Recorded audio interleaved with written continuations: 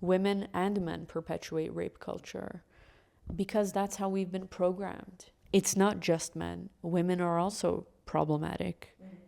But it's also like, it doesn't help to demonize like just women or just men or just Armenians, or this is a systemic issue. We're all victims of it. Even the people who perpetuate it are victims of it.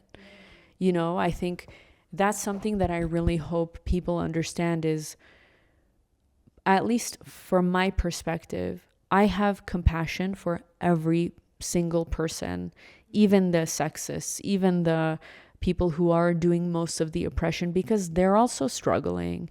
They're also being oppressed. Men are also being like they're suffering under the patriarchy a lot. Suicide rates are extremely high, depression, addiction. You know, women live longer than men despite us having a harder time in the world, but they're dying faster because of they're also not okay. They're not allowed to have emotions. They're not allowed to cry. They're not allowed to be vulnerable. That's dehumanizing as well. You can't be a full human being and reject 80% of your internal world. That's absolutely dehumanizing, and I feel for men because it's so freeing and therapeutic to feel your feelings and to get to know yourself. It's the most tragic thing, in my opinion. Like, I don't mean to go into a religion or any of that, but for me at least, I think one of the biggest meanings of life is to get to know yourself and to live an actualized, self-actualized life. You can't do that if you're denying huge parts of yourself, you know? And men are suffering in that way too, you know? It's not just women suffering under the patriarchy. But I haven't yet figured out how to make men understand that and buy into that concept, because even though they are suffering within the system, they benefit the most from the system. And so it's the struggle of how much of their privilege are they willing to give up to become human, you know, because they do benefit from the unequal power dynamic, but they're still dehumanized. Do you want to talk about Gyumri?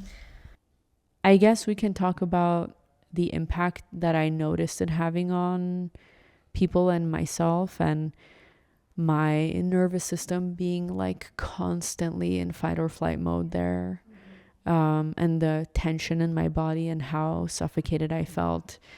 The male gaze being so strong and so unhinged. It's such a shared common experience.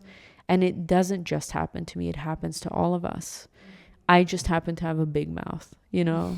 And I'm like, why is nobody talking about this? No, I mean, this is one of those topics again where I'm like, oh, but if we talk about it, aren't we like damaging Armenia's image somehow? But then I'm like, but we never get to talk about it. But don't we want Armenia not to be a rape culture? Yeah. I love Armenia. I love my people. I've dedicated a huge portion of my life to raising awareness for my people, for Armenia, fighting.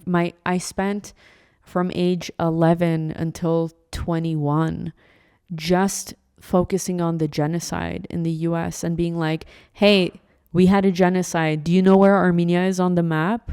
Like, they didn't know that stuff. I founded the Armenian club in Burbank High School, and then I had like an Armenian genocide commemoration assembly. I sold out like the whole auditorium for like non-Armenians, white people, to come and learn about Armenian culture. Like, this is what I don't understand about the backlash from Armenians. It's like, if you love something, you want it to be good.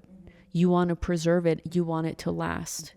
If Armenians don't adapt, we're not going to survive. Like, we're not going to be in the future, you know? Like, you have to adapt and change with the times. What's wrong with that? You know, how is that like hating? That's not hating your culture.